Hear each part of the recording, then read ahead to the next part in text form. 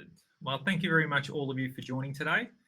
Today's session is going to be focusing on the post-COVID strategies from a CFO perspective. We have the luxury of having James with us today, who is the CFO of ELMO, and it's fantastic to have him here. So thank you for that. And also, we also have a few others as well, which we'll go through in a sec when you meet the panel. So from an agenda standpoint, we'll do a bit of housekeeping, a bit of welcome. Thank you all for joining. Hopefully you get a bit of value out of today, which I'm sure you will. A few of you I know that are joining. We've had a bit of experience as well with NetSuite and the solution, and we're therefore bringing ELMO to the picture today to kind of walk you through how they can help your HR part of the solution for your organization, both where we are today from a COVID standpoint and in the future as well from a tech standpoint as people are coming back into the office or still working from a remote standpoint or a bit of hybrid as well. And I'll talk through about OneKloudX and introduce Robert Watson from the ELMO software solution standpoint, and then we'll have a bit of a panel session with James and I to talk through COVID from a CFO perspective. And then we'll have a demo where Ganesh will come on and show you the COVID secure solution. And then we'll jump back in and talk about the relationship between ELMO and OneKloudX from a NetSuite standpoint, and also from an integration standpoint as well, as to how we've connected the two solutions together in order to create that single source of truth for you and your organization, for your people to be able to get the information they need at the right time. And at the end, we'll close it off with a Q&A session. So from that, we'll have a bit of introduction.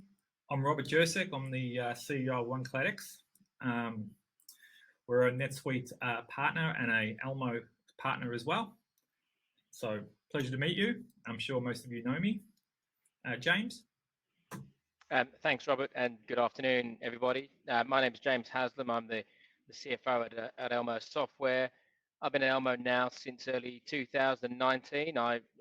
Prior to ELMO, I was a consultant. I ran my own consultancy business, providing mergers, acquisitions advice to mid-market companies and IPO preparation advice. And before that, my time was spent between Deloitte and KPMG in corporate finance. But I've been here the last two and a half years now, overseeing a significant amount of growth in the company since I've joined, and we'll go into that a little bit when we talk about what we did over the last couple of years with acquisitions, etc. So yeah, great to meet you all.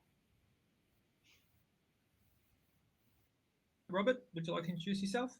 Yeah, hi everybody. So Robert Watson, I joined not long after James joined actually. It was a couple of months afterwards. So I've been also with ELMO for a few years now. I run the partner business for ELMO Software across Australia and New Zealand, as well as we've got a couple of international resellers as well. So it's and I'd like to just mention that I think either our first or second gold partner to achieve gold status is actually OneKloudX. So well done, Robert and team. Thank you for your business. We greatly appreciate it. And OneKloudX is a very important partner for us.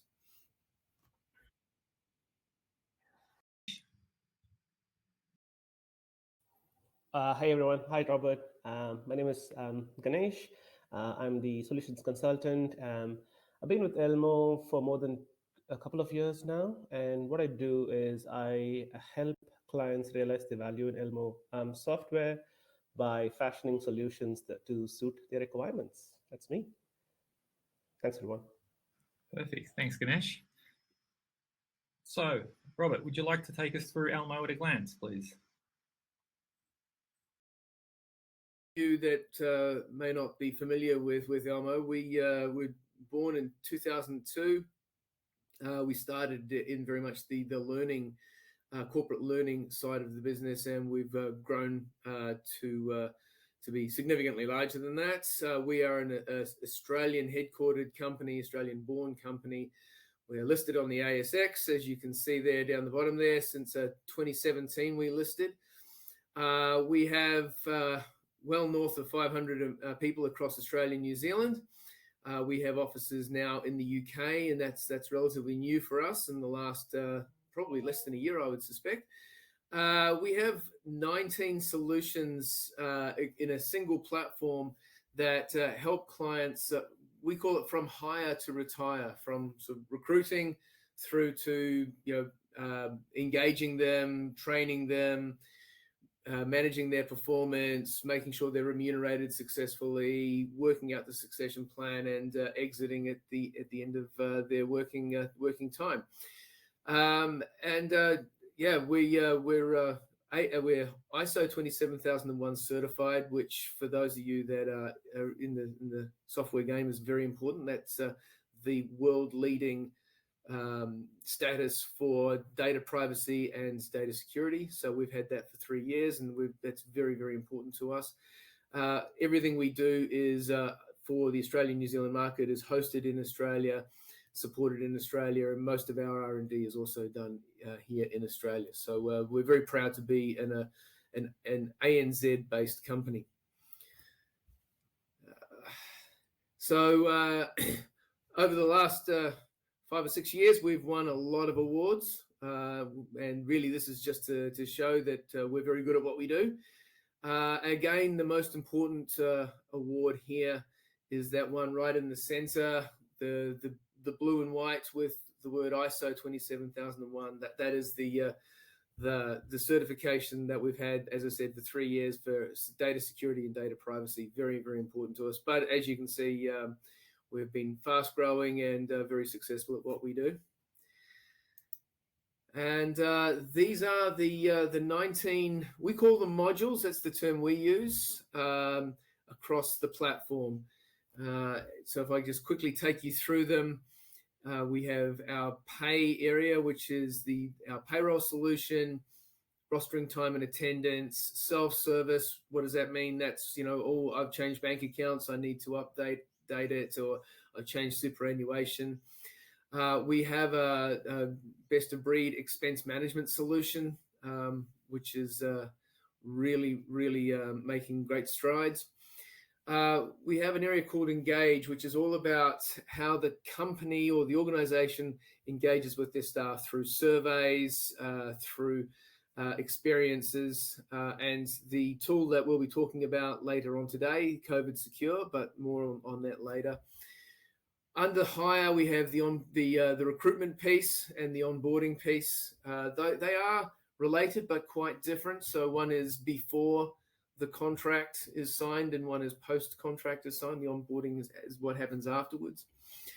Then we have our retain, which is all around performance management of the individuals, making sure they get to their OKRs, making sure they're fairly rewarded with their remuneration, but also really quite importantly, and something that we're seeing a bit of a resurgence in, is succession planning. Then the development. So what's the learning plan in their performance management to make sure they can get to that next level? What are the courses they need to attend? How do you make sure they've done them, etc.? And then the last but not least, a new area for us, we've formed a relationship with University of Technology Sydney and their data mining team there, and they've really helped us work through what is predictable in the data that we hold. And the first product that we've come out with helps organizations identify key people in the organization that they really don't want to lose, and whether or not those people are flight risks. So that's a really fascinating area, but that's another story for another day. All right, I think over to you now, Robert. Thank you, Robert. Seems like we have too many Roberts in the room, so just call me Rob. I suppose maybe Robert. So who are OneKloudX, and why do we integrate in with ELMO and NetSuite? Well, that's a very good question. So to start off with, for those who don't know me or know OneKloudX, we've been a solution provider of NetSuite specifically for the last 3-4 years now. I've had ERP implementation experience for the last 20 odd years, and as a result, post my KPMG days, as well, managing being involved in their Microsoft practice, I decided to come back to NetSuite and start this lovely business of OneKloudX, because I had a lot of organizations out there who were ringing me up and needing support. And that's how this business has evolved and grown, just through optimizing NetSuite for those organizations, and now growing as well through implementing our own solutions and our own implementation methodologies, utilizing the agile approach into organizations today. And the reason for that is pretty much because of the user adoption aspect of ERPs, and therefore it's no longer the tech these days in the ERP landscape that is failing like it was back when it was introduced in the 90s. Now it's more about ERP fitting your organization and making sure that your people know what they need to do and how they need to utilize a solution to make that happen. So that's how we've grown, and therefore the directors, being myself, are across most or all of our engagements. And we work with a few large iconic brands, being ELMO one of them, and a few others as well. And that's where we kind of bring together the HR solution from ELMO with NetSuite and bringing it together in order to have that seamless end-to-end solution for your organization. So yeah, that's a little bit about OneKloudX and teamed up with ELMO. In addition to that, from an integration standpoint, we identified a couple of years ago now that there was a missing component in the market from a HR standpoint in Australia, specifically because most of them only took and manage single aspects of the solution. So they'd either cover the pay element, the payroll, they might have the HRIS component, they didn't have the time and attendance element. So everyone has their own little element, and that's why when we saw ELMO, that actually covered pretty much everything an employee needs in order to manage themselves and be part of that organization and be part of that learning experience and be taken on the journey through that organizational change that happens, with every business. We found it was the right solution for us to partner with, and as a result, decided to connect both NetSuite and ELMO together to provide our NetSuite clients with that level of visibility from a HR standpoint into their organization. So that's a little bit about ELMO and why we teamed up with ELMO and NetSuite as well. So we have a poll. So the first question that we've got in our poll today is, are you currently utilizing a HR platform in your organization? Or are you using Spreadsheets today to manage your employees? There's a few questions that are up there, so please answer them. Give you a couple of seconds to do that, and then we'll jump into the next part. A few answers coming in.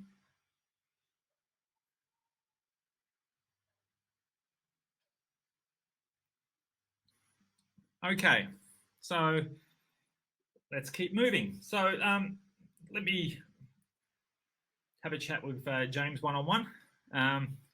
So from a panel discussion, and to kind of open it up today around COVID and the impact to your business, how has that been for you?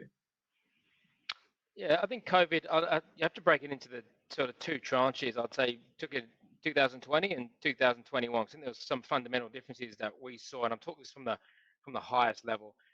2020, so March 20, when it sort of first kicked off, we then look at how did we react, and there was two huge impacts. One was on our people, and the other was on our customers. So it's easy to digest if we look at those two areas. So people, we were quickly able to pivot and move to a fully remote-based workforce very, very quickly. In fact, I think it was almost like a decision on a Wednesday, Thursday that we saw the writing was on the wall, and then by the Friday, we basically implemented our full work from home procedures to make sure people had the tech and stuff at home, so we weren't then caught on the hop. And so we were able to do that that was pretty straightforward, because the platform was always built to be developed remotely, to be sold remotely, to be implemented remotely. So that's our sales and marketing teams, our client services team who do implementation, our R&D team that do the development, etc. So that was relatively pain-free, other than the fact that then you have a dispersed workforce, which I'm sure everyone else has sort of managed over this last time. Probably the biggest impact was on the customers. What we found with the customers, there was a much bigger challenge, and there was two distinct buckets.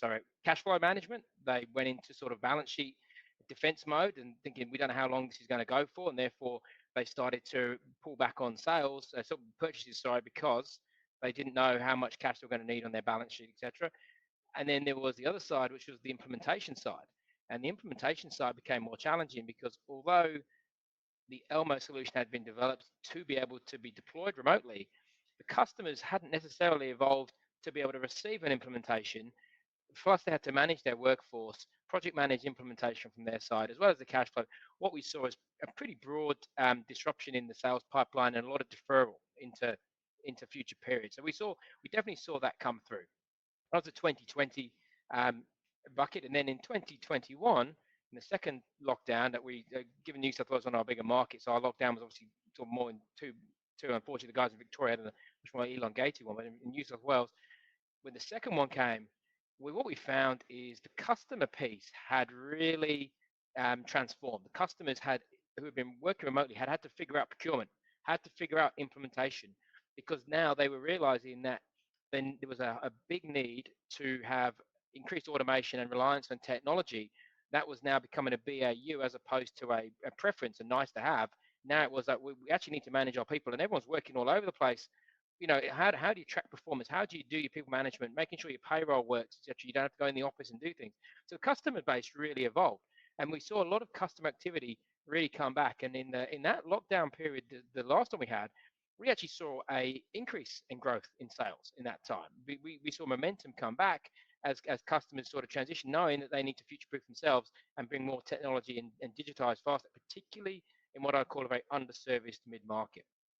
But where we saw some pain on the other side, we saw some pain in in some of the customers, particularly at the lower end of our mid-market. There's a lot more hardship. So we definitely saw an increase in the loss rate of customers, the churn rate of customers, as there was challenges around there.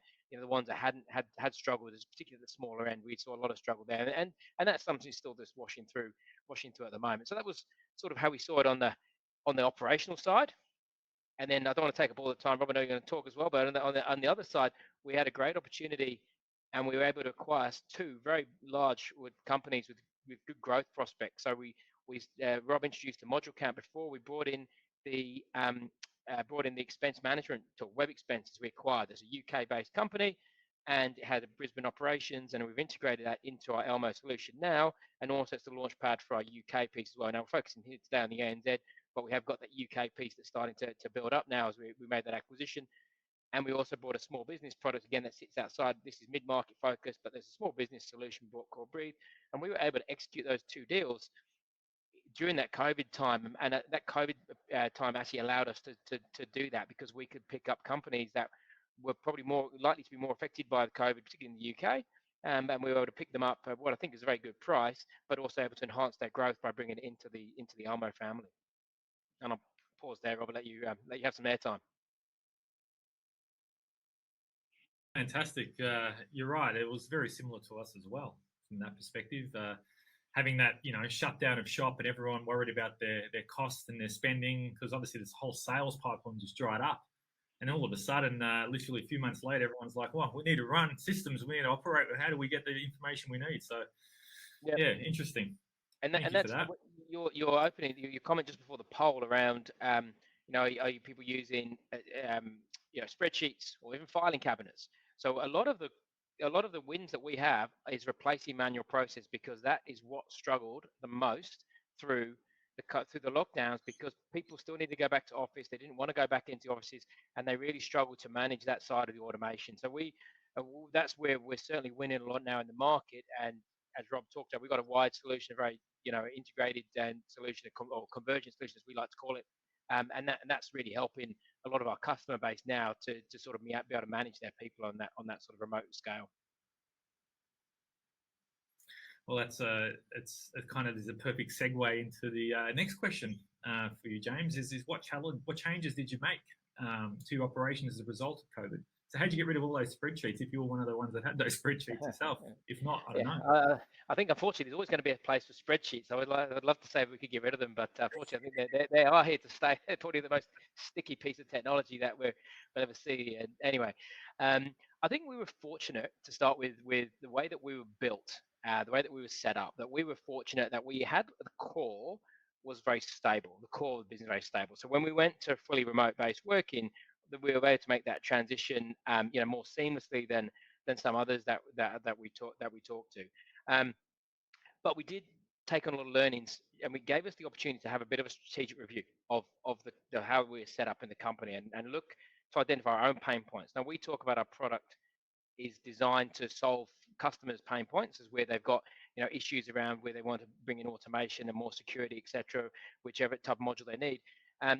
Now we took the opportunity to do a strategic review and look at our pain points and look at where we needed to improve the integration. So it would be fair to say that when we did that, and I know there's a topic coming up later that we'll talk about integrations, but when we looked at we were able to diagnose where we had manual processes that were in place, which you don't notice when you're working in the office, which you don't notice like where the workarounds are, but everything seems to be working, and it was working, but there was more effort being applied into certain areas and more pain points where we were relying on technology, where we weren't relying on technology, etc. So we were able to do that diagnostic over that sort of COVID time, and that helped us then come forward. And it sort of is probably a nice segue into how we got into working with OneKloudX. But it was really it's a really good process to go through, and I think that's a good process every company should go through. Is always having to that self review as to are we doing the best we can do with what we have, and that's not just people, that's also systems, and to go through that sort of process.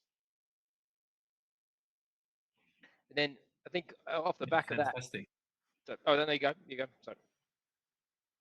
No, it's all right. You keep going. You're right. And I was just going to add then, what change? I think when I look at a change, what was the biggest call I made? What was the biggest call I made when we were in COVID?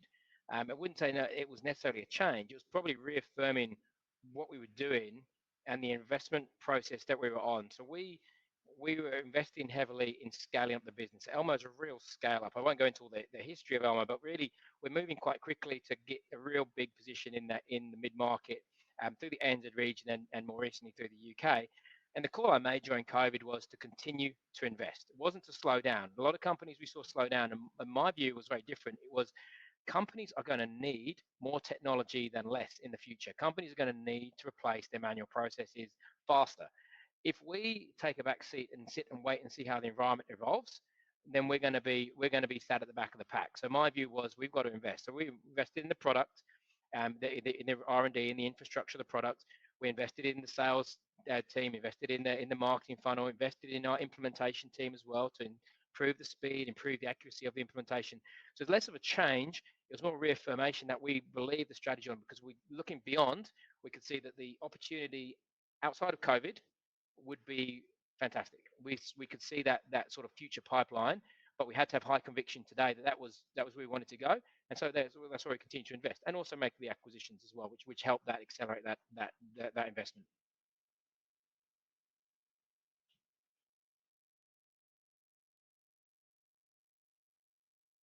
Everybody just put a stop on every bit of marketing spend possible.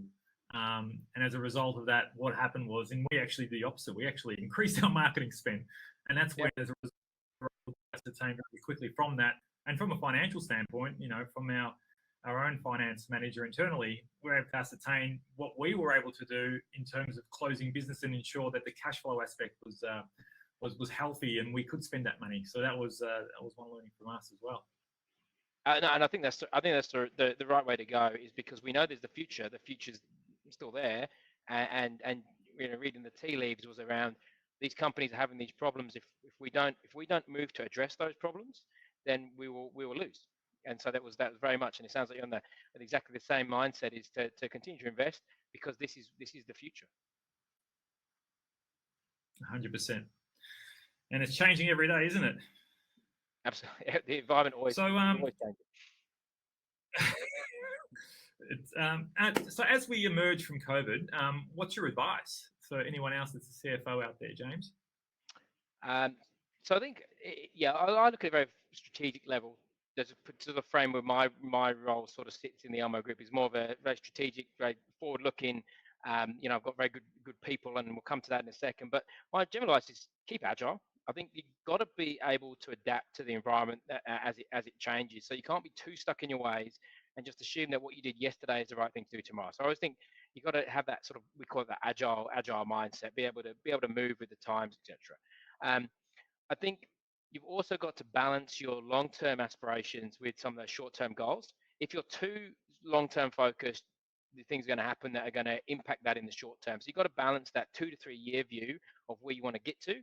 And that's where I spend a lot of my time thinking what ELMO looks like in 2 to 3 years time versus the 2 to 3 day or 2 to 3 month view, right? So you want to have that sort of balance to make sure you're on top of what is in the here and now, but really the eye on the future. And I think that's a key thing. If you get away from that long-term vision, you're making too many short-term decisions, which will not necessarily pay off in the long term. If you're just stuck on your long term, you're not going to react to what is in front of you and fix things as you go. But I think the key thing underpins both of those visions is the investment in your systems to make sure you've got the systems that you can scale up with, right? You want to be able to grow. So take Elmo, we're approaching the $100 million annual recurring revenue level. We'll expect to get there in the second half of this financial year. We need to have the systems that take us to a $250 million revenue company, not 100, because if we just stop at 100, then we're stuck. We've got to then reinvest a lot. So we've got to have that vision now that say we're going to get there. Therefore, we need the systems in place.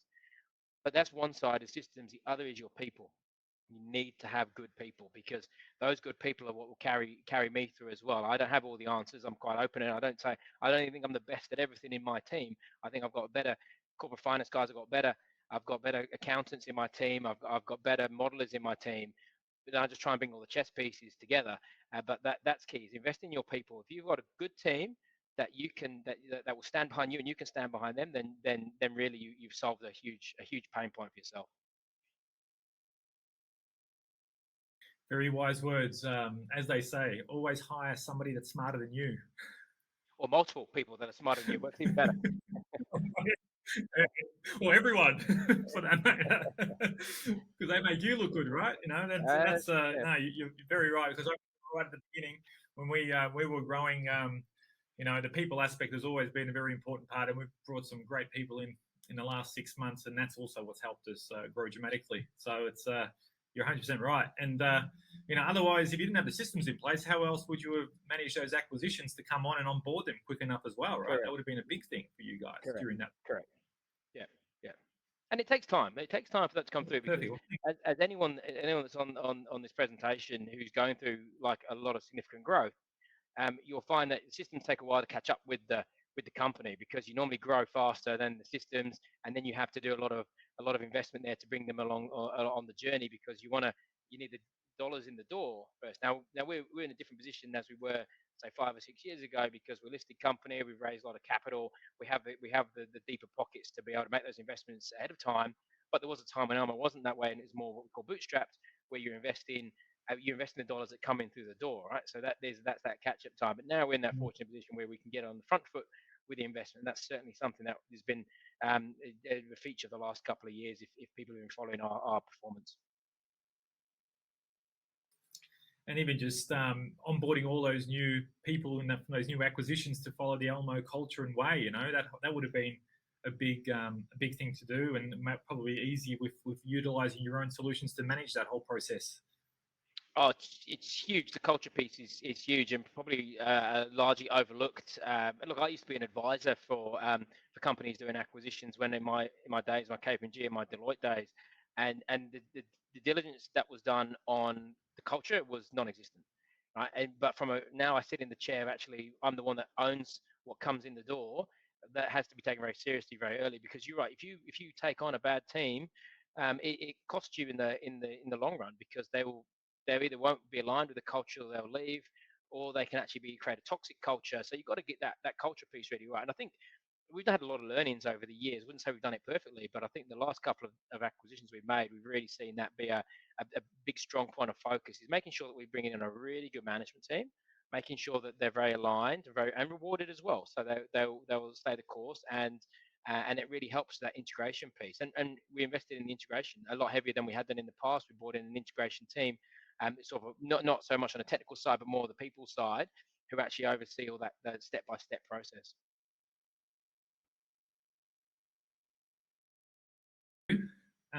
Appreciate your wisdom. No problem. Moving on to this COVID secure side of things, Robert.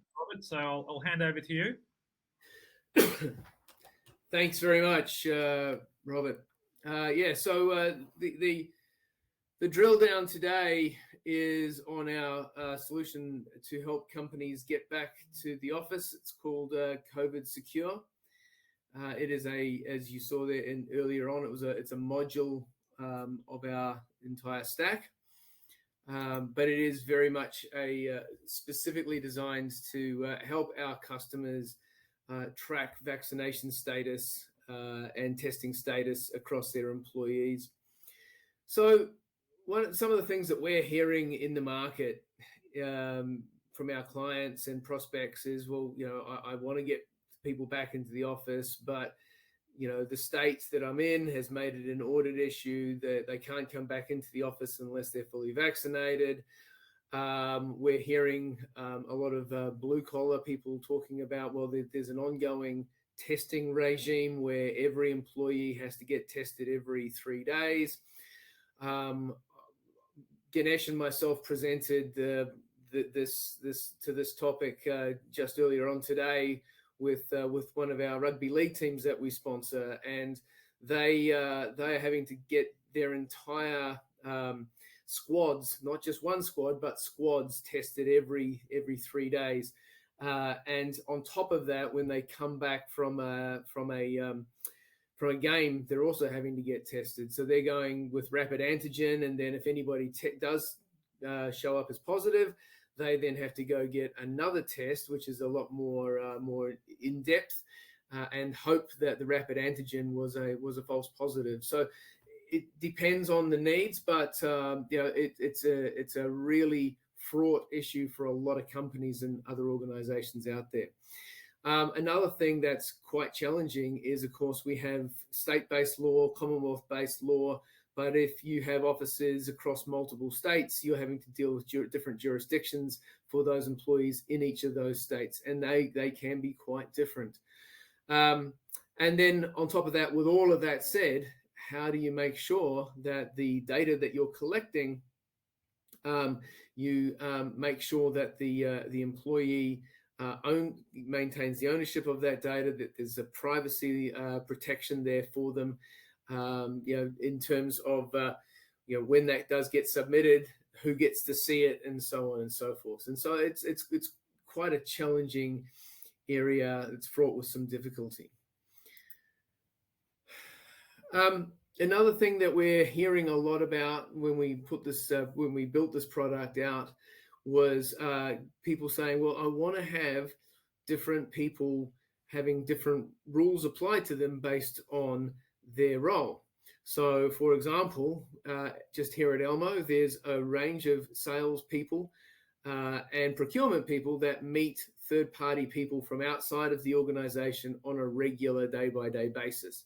On top of that, there are people, say, for example, James's finance team, who come into the office and then go home again and very rarely meet third-party people from outside, whether they be customers or suppliers or so on. So you can treat those groups differently with different policies. And so you need to align those requirements up. And one of the things that we'll show you is that the COVID secure solution can deal with that. Another very important thing is being auditable. As I said, depending on the state, the level of auditability is very important.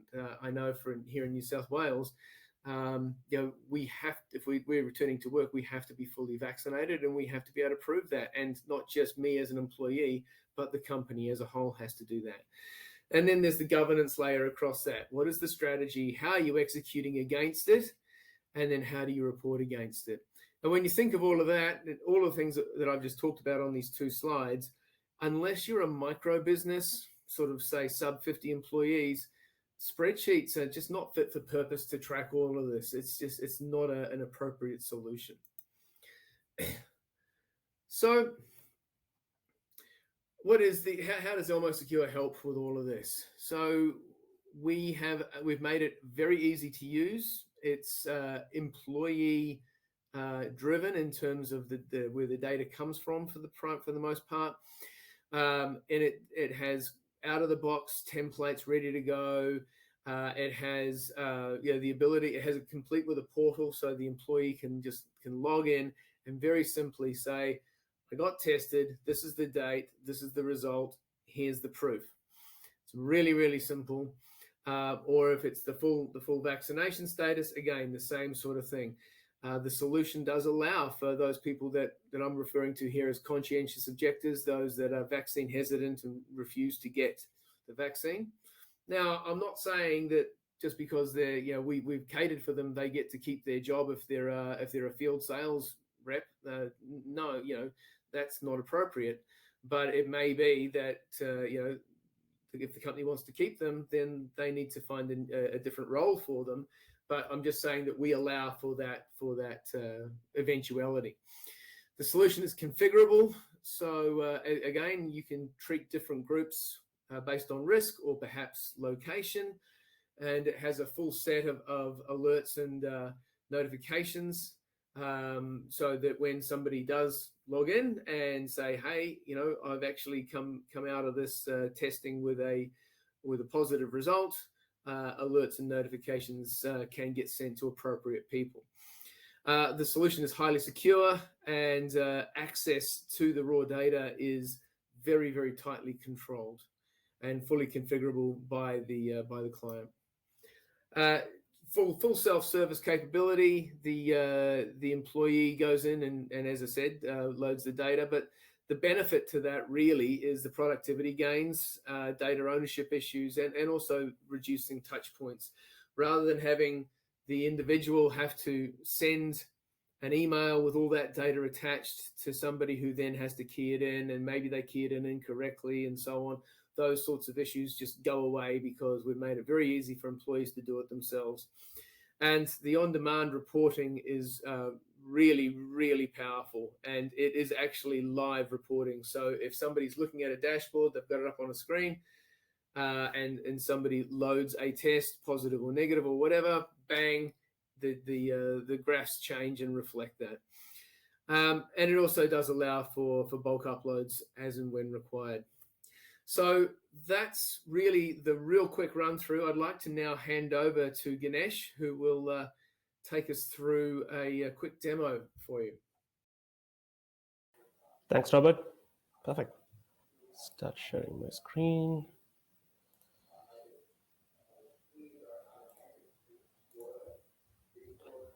Just a quick hygiene check, if you can all hear me clearly and see my screen as well. Perfect.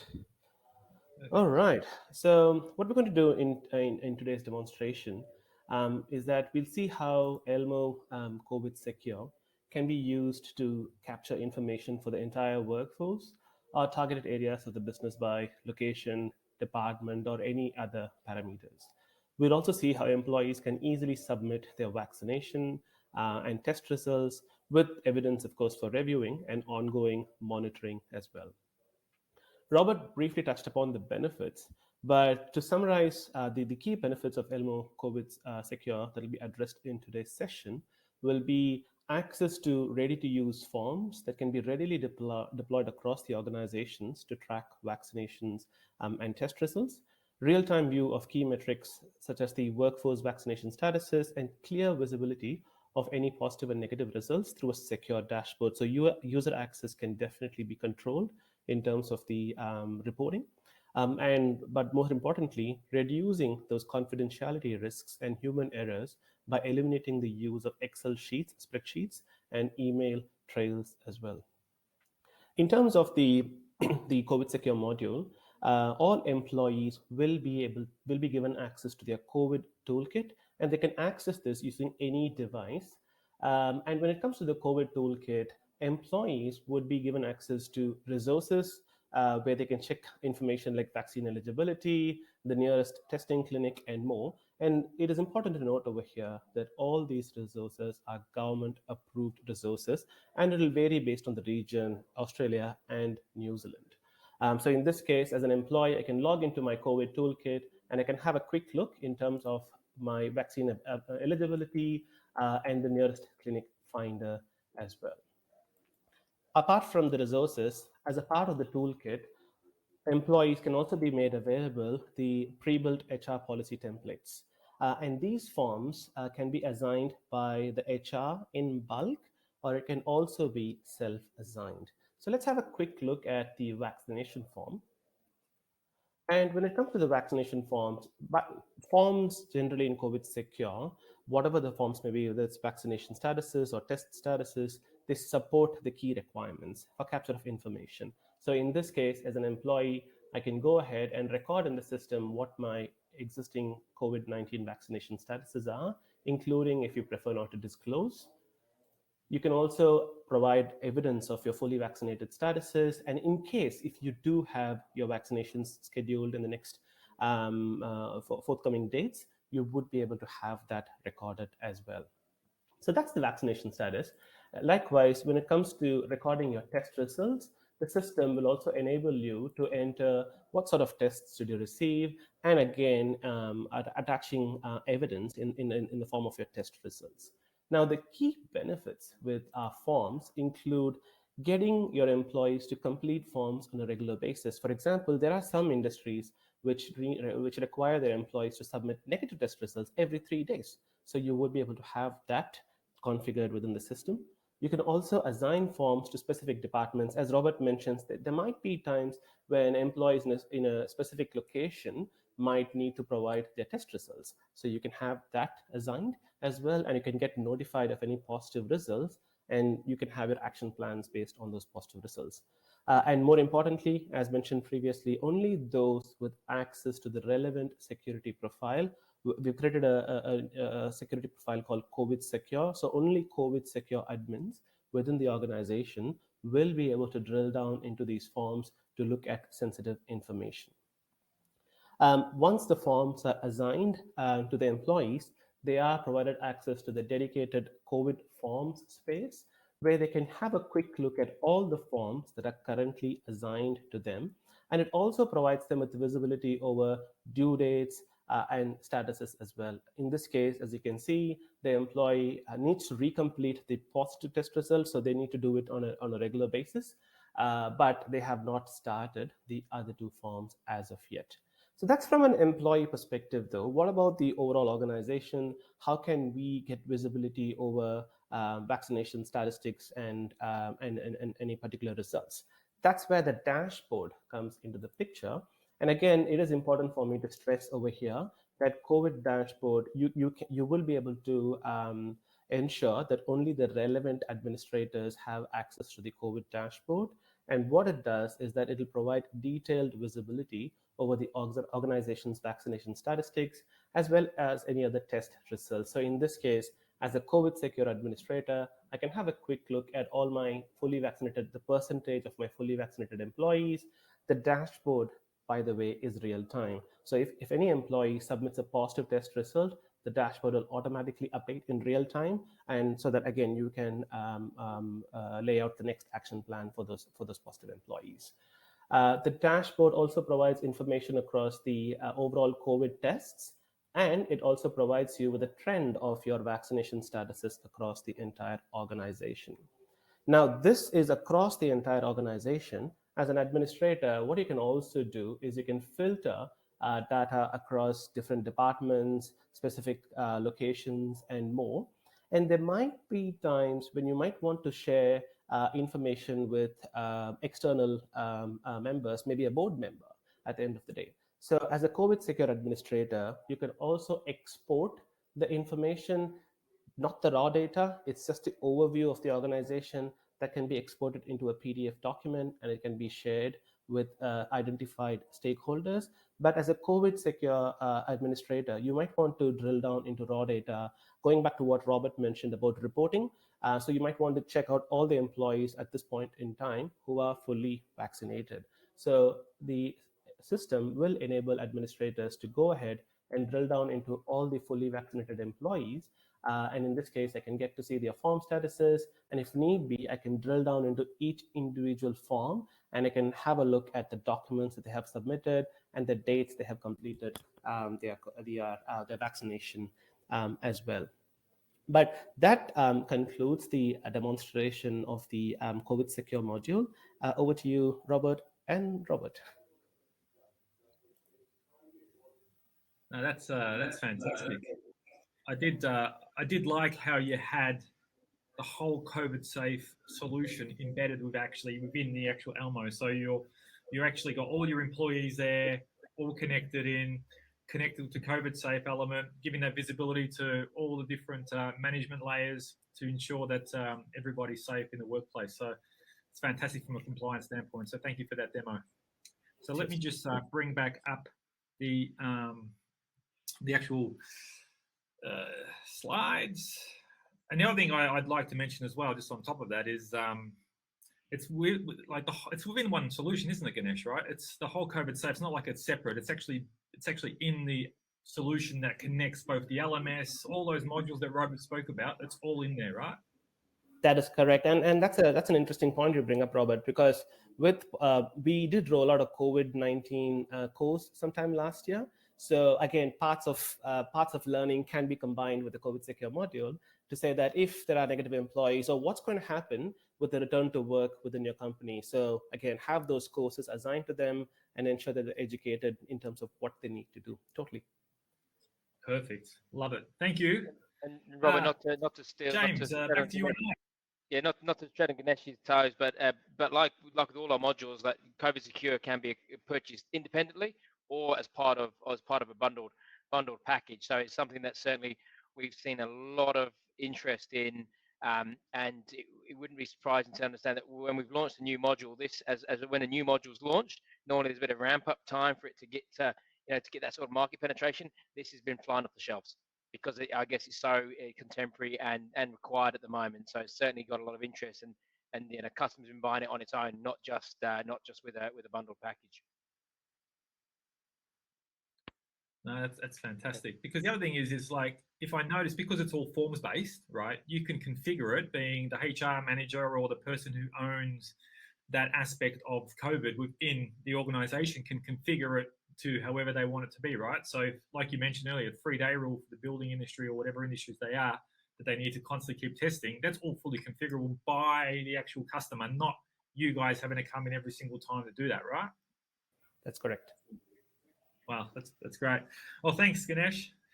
James, back to you and I. So we'll re-engage the panel discussion. I know we kind of briefly touched on this around the before COVID aspect, but if we go back pre-COVID, how are you managing your finances and the integrated systems as part of that?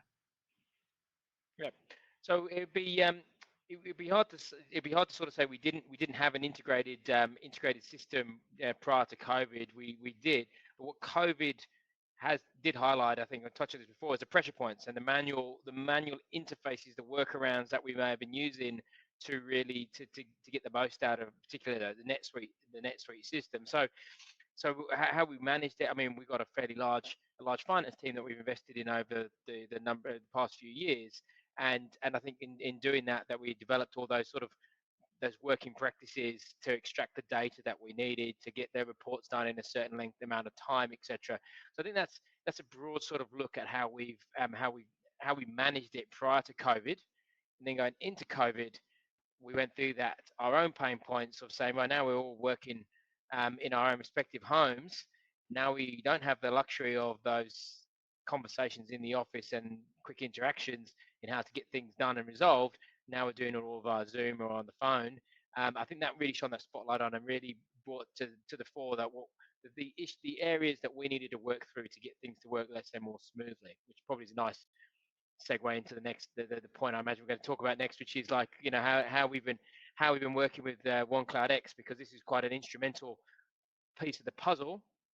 That when we went through these, are you happy I just continue, Robert? Just to go straight from one to the other. Yeah.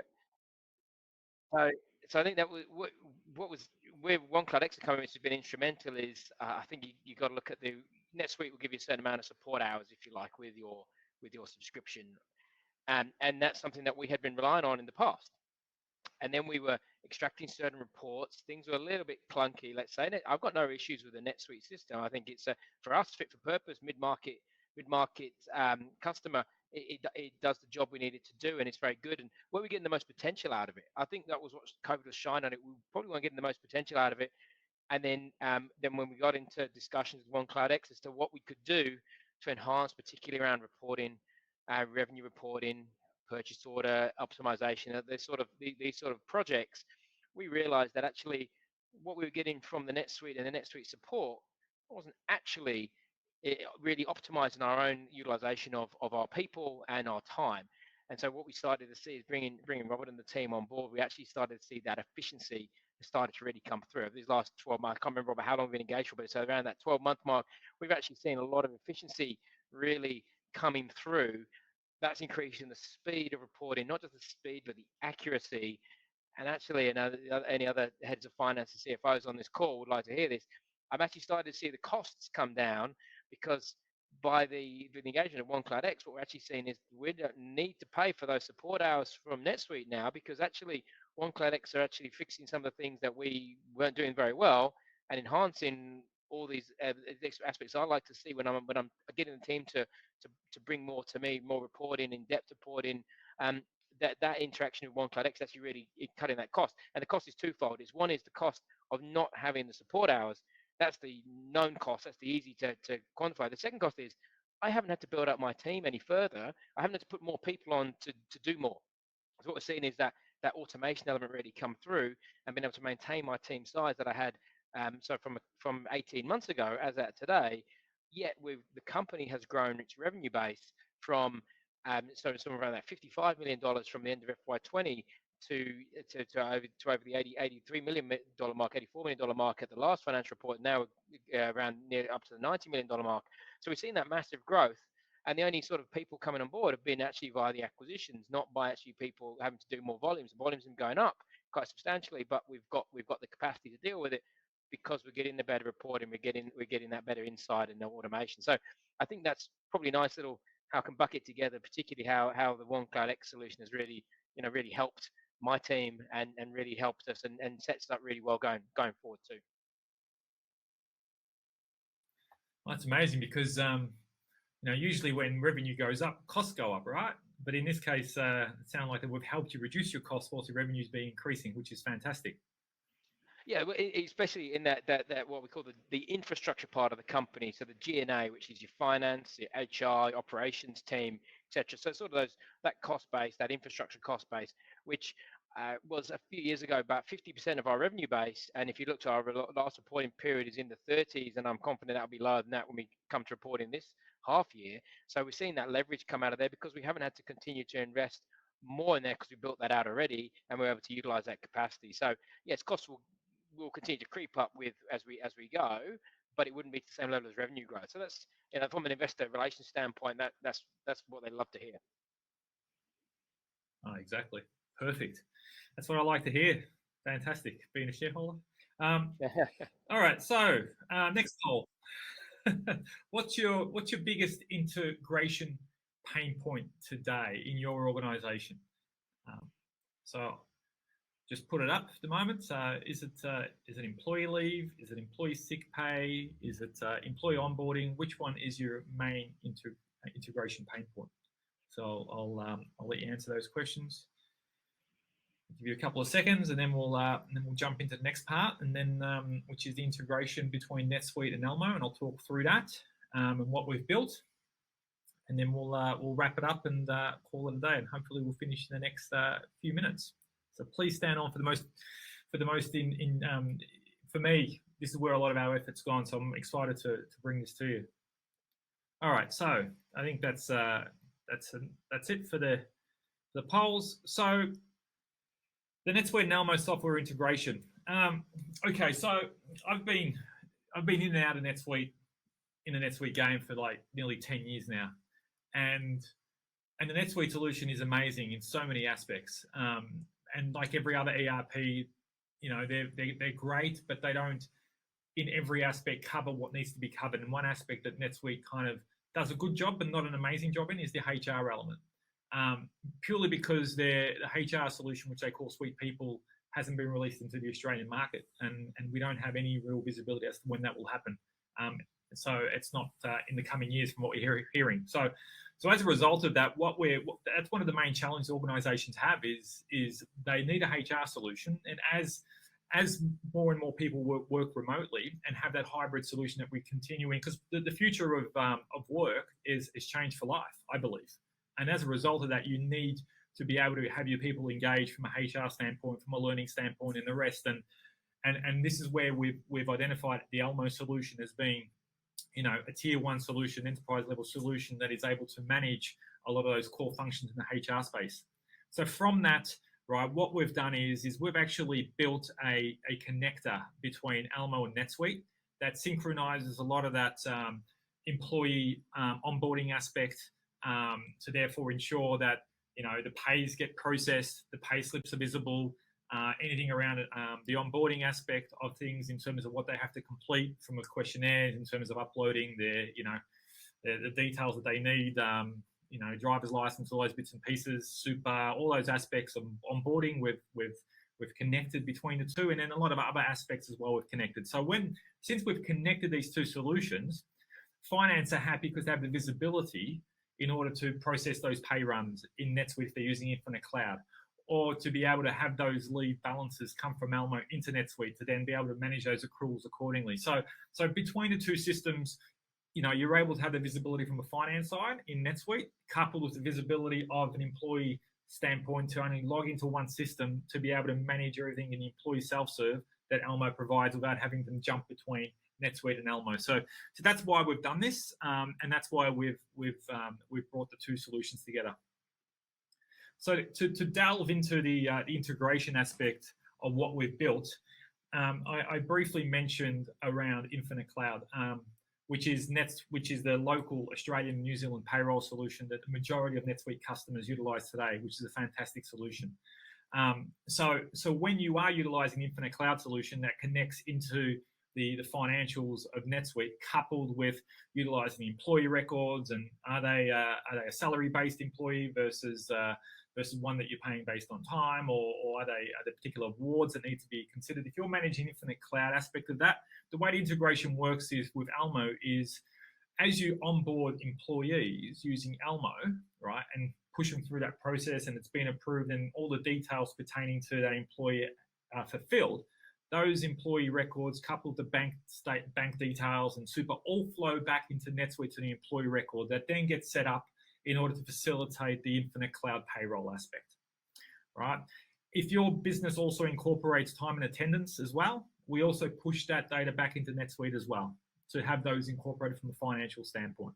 So you have your employee timesheets pushed across as well. If obviously, since we're talking about Infinite Cloud here, right, we're pushing the Infinite Cloud payroll details into ELMO. So either they get the pay slips out of NetSuite for Infinite Cloud, or they can get those pay slips generated out of ELMO as well. So they can have that self-serve element in there. And then the last part is around the leave management, right? Because the Infinite Cloud solution is managing the leave aspect, the actual leave balances flow through back into ELMO. So then when they're employees logged in, they can see exactly what leaves left, what they've got available to them from both sick, annual, and any other leave that they've got as part of it. So that's the Infinite Cloud situation with NetSuite with ELMO.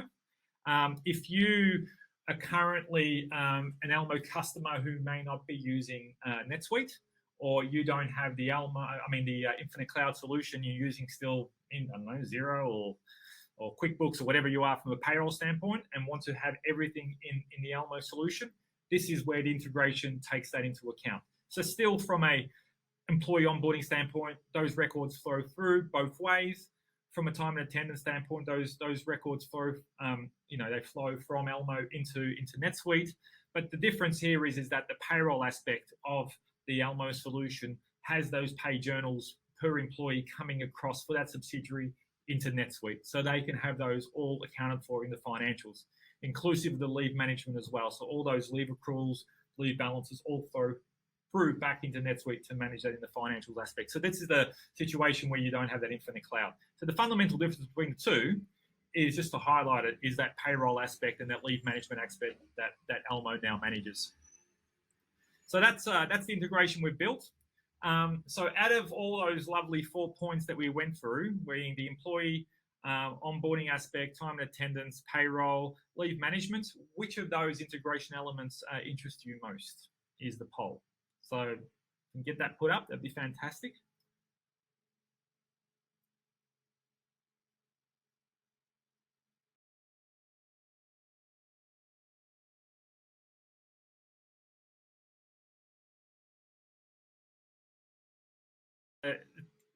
as I suspected, the employee record synchronization is definitely the most important, especially between the two systems. So then you've got that level of synchronicity around the payroll aspect in terms of using Infinite Cloud to manage that. So that's where the majority of our implementations lie with the solution. So the actual relationship between ELMO and OneKloudX. So the integration, we've now built, we've now integrated NetSuite and ELMO to 5-6 clients now in total. And our integration is continually growing. So what we're doing at the moment is we've built a predefined set of fields between ELMO and NetSuite from an integration standpoint, which incorporate the majority of the standard fields that ELMO has to the NetSuite fields and vice versa. So that integration is an integration that we implement. However, every organization has their own uniqueness to the integration where they may need some certain fields depending on the region they're in. So for instance, an example was in New Zealand with KiwiSaver. There was particular aspects around that we needed to integrate that we've built. So that the integration is continuously building, and we're adding more and more features to it as we implement more regions to it. So hopefully that answers any questions you may have around the relationship and the growing one that we have, not just supporting ELMO from a NetSuite standpoint, but also the ecosystem and trying to connect the solutions together. So I'll throw it to the audience out there from the panel. Any questions for the panel? If you do, please ask. You have a chat on the right-hand corner, so just enter them in there, and I'll facilitate and ask the question accordingly. Okay. So there's one question that's come through for me. How many customers do you currently have utilizing the ELMO NetSuite integration? So like I said, there's 5 or 6 of them. So they range from a sporting organisation in WA that are currently using it from a HR perspective, synchronising employees into the Infinite Cloud and setting leave balances across. We have another one as well. It's a multinational company across 3 jurisdictions that we're connecting into from a leave balances, payroll, and the HR employee standpoint. So yeah, that's it. Any other questions before we wrap it up? And I'll hand it over to Robert to provide this beautiful offer that he's got for us today. No? Okay. All right. So Robert, over to you. All right. Well, look, thanks, Robert. Thanks, OneKloudX, and thanks very much, James, for taking your time. Really appreciate it. So just want to close with an offer. If what you heard was interesting, and you book a meeting with OneKloudX and ELMO together to come and have a chat with you, if you then do proceed with ELMO, we're happy to, as part of, because you attended this and you got the meeting booked pretty quick smart, we're offering you 3 months free with a 3-year subscription. So you get a subscription with ELMO, you pay for 36 months. Well, you pay annually over the 3 years, but we'll throw in an extra 3 months for free over the top of that. So that's a standing offer that we have here. And it's really available, thanks to OneKloudX being a gold partner. Thank you, Robert. Okay, so wrapping it up, I would like to personally thank James for taking the time out of his busy calendar to come and join us today and provide that level of insight into the ELMO organisation and how he manages his lovely team. So thank you, James, and the support of Robert and Ganesh on the demo and the continued support they do provide us as being a partner. So thank you, everybody. I hope this was of value, and please reach out if you have any questions whatsoever, and I'll personally be happy to answer them. Enjoy the rest of your day. Thank you. Thank you, Robert. Thank you very much. Thanks, everyone.